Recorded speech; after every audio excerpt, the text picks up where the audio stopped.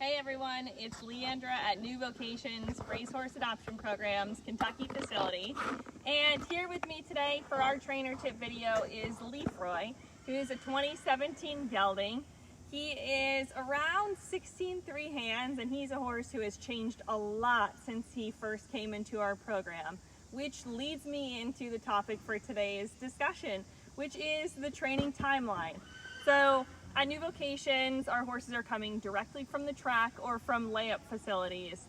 And what that means is that the majority of our horses, for the thoroughbreds at least, are on average 3 or 4 years old. Now, a lot of these guys are maybe just broken to ride. So first start with tack when they're a year and a half, some of them a little bit later, maybe some earlier. But in Leafroy's example, he didn't start even doing workouts until he was a 3-year-old. So now he is just breached 4 and he is just doing some really light work now. But if we're thinking about the timeline for these horses as a big picture, they are still very much at the very beginning of what hopefully will be a long lifetime of being able to do lots of different disciplines or whatever they're going to do. They're just at the very beginning of it. And sometimes I think people try to expedite that process, but it is really important to remember that these guys, most of them are not even done growing yet. So Leafroy, I don't know how well you can see it from the camera, but he is what we call butt high. So he is taller in the back on his rump than he is at his withers. And that for us is a good indicator that he's probably still growing. So at 4 years old, we can expect that he is going to continue to grow both in height and fill out. And he has already shown us that he has grown, like I said, quite a bit in the time that he's been there. Now, even beyond physical maturity, it can take them a while to reach a mental maturity. The horses can continue to learn throughout their entire lives. They still will develop new neural pathways, even into their teens and as seniors. But just as far as emotional maturity, you can expect for some of these guys, they're not going to get there until they're around 7 years old. But if we think about the physical side of things, one thing that you might notice, and I'll walk him out, hopefully you won't walk right into the sun, is that while we're riding, you might notice that some of us riders have more of a forward tilt.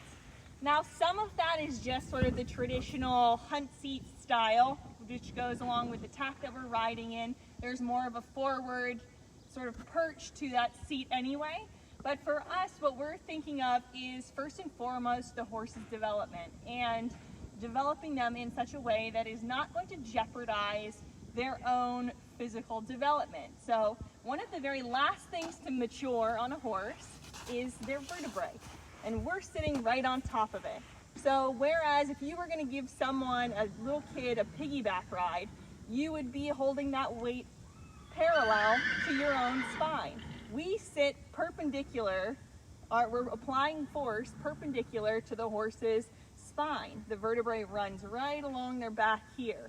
And what that means is that it is up to us, it is our duty as riders and as people who are putting the horse's health and wellness and longevity first, that we are not compromising their back, and that we're going to develop the top line, the muscles that run along that spine, so that they can support us. And to circle back to what I said about having a forward seat, whereas, you know, ideally, as a rider, we have a more straight up and down, seat when the horse is fully mature and we're at the advanced, more training level. Then we'd be sitting with more force right on top of our tailbone with that sort of direct force applied perpendicular.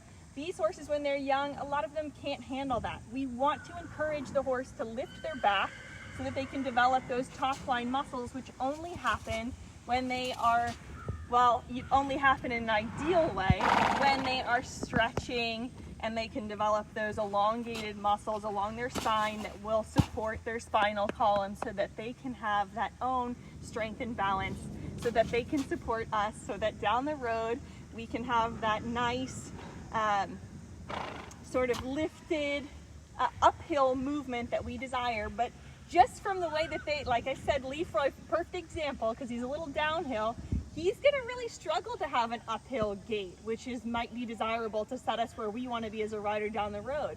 But you have to give him time to develop. You have to give them the setup that will allow them to properly develop. So that means sometimes distorting ourselves as riders for the welfare of the horse, so being able to get off their back. So another really important thing is just being physically fit for the job at hand. So if I can't get off his back, then I'm not going to be doing right by him to develop those muscles. So maybe we need to start on groundwork and help them so that we can do groundwork exercises to help him strengthen until we're both at a place that is mutually beneficial. So think about the timeline in a long, long scale, not just the short term. You might be excited about working your horse, or worried that you're not working in the proper way, or worried about your own position. But first and foremost, if you want to have a long career and a good, healthy life for your horse, you have to think about the long, long-term scale for training, and it will pay off. I promise you it will if you think about it on that scale. So thank you so much for joining us today on this Trainer Tip Tuesday. If you missed it, this is Leafroy. He's a 2017 gelding, and he's just starting to get back into fitness. Another perfect example of a horse that really, really benefits from that slow, proper work, developing the top line. So he's just doing really light work. He's not on the website yet, but please check out the horses who are available for adoption now at newvocations.org. And thank you so much for joining us today.